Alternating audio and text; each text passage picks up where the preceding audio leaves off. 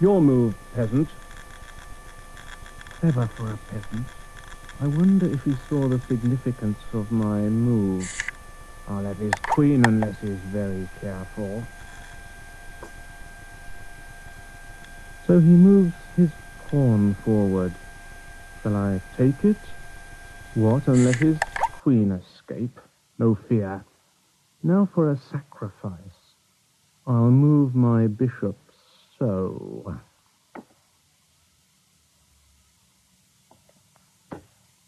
Aha! He's refused the bait. He moves that pawn again. The fool! I'll take his queen sooner than planned. But not just yet.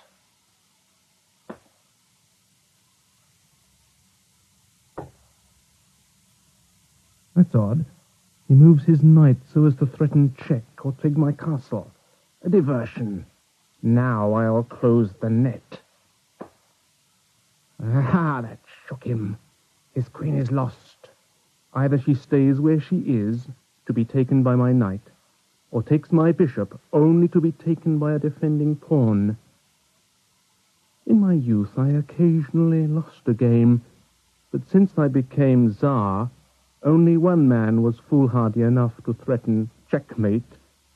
The game was never finished, being suspended when I suddenly remembered a treasonable act committed by my opponent. Yes, we were never able to continue the game. So he moves. Obviously, he's given up hope of saving the queen. He moves that pathetic little pawn forward. I'm not one to despise a pawn. Its very insignificance is its strength. The isolated pawn is a derisory thing.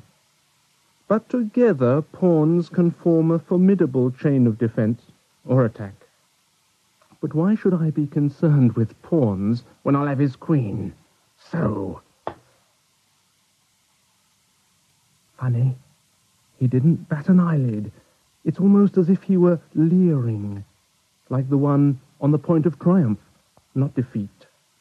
What did he say his name was? Vladimir? He said he'd come as a replacement of Alexei, who's abed with fever. He made the outward signs of deference, yet lacks that civility so typical of his class. So, black to move. What clean hands he has. His skin has the texture of an ancient parchment. So dry. So he takes my bishop, and the field is open for that pawn. It can advance to the final row and be exchanged for a queen. This would bring my king into check, if not worse. No, Alexei must have told him never to go too far. A peasant, I am the Tsar. To some, I am known as the Terrible. Should any mortal man seek to gain advantage over the Tsar, that man had better look well to ensure the continuance of his well-being, reflect as to how his interests are best served. I suggest you move your knight to protect your castle. He obliges. But now, my king has no escape route in the case, granted the most unlikely case, that he moves his pawn to the final row. He must have got the message.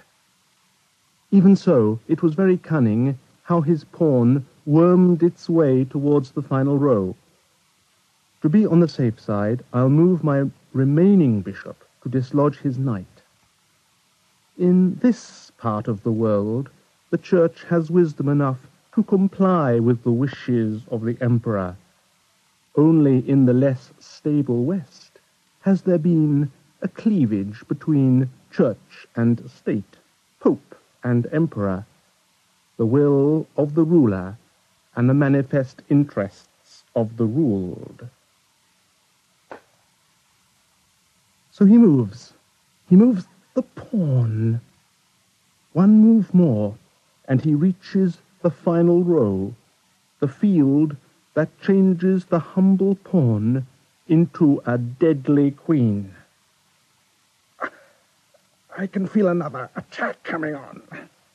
Sirrah, go fetch my salts. Advise the doctor that I shall be seeing him shortly. Oh, yes, and advise the executioner to sharpen his axe, in the event of his services being required at extremely short notice. my move. I'll move my queen, so. One more move and I could take his pawn. Surely the man's no fool. Fresh air. Oh, open the windows. Page, bring a stool for my feet. They are heavy as stone. Warm a bowl of water to bathe them. They are as cold as ice. Peasant, I am indisposed. Let us adjourn the game. It's as though some enemy had poisoned me. But why now? It was little short of a miracle that I survived the murderous plots of the perfidious Boyars. When I was yet a boy, they poisoned those whom most I loved.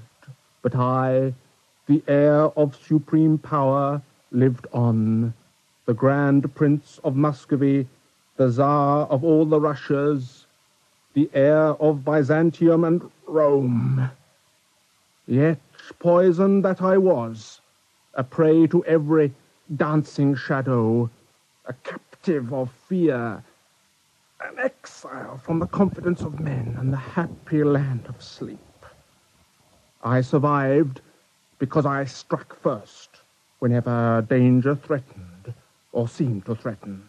My apologies to the innocent.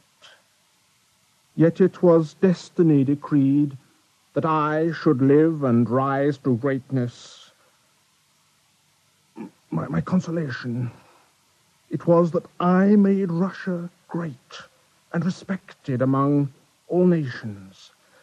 I extended her borders to the icy north, conquered Kazan and Tartary.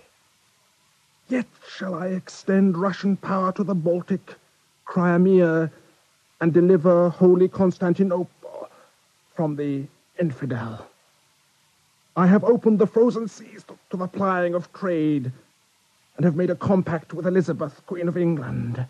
I have overthrown the corrupt and venomous brood of Boyars. Even when I had Moscow set on fire, I had the interests of Mother Russia at heart. There was a soothsayer that once said, "Let the emperor fear none but the peasant's enmity, for he that turns the soil knows no difference between the beginning and the end." I feel so weak. Were he to make that final move, I would lack the strength to call the cards. I must summon my strength to fight another day. Peasant, we'll continue the game tomorrow. Doctor!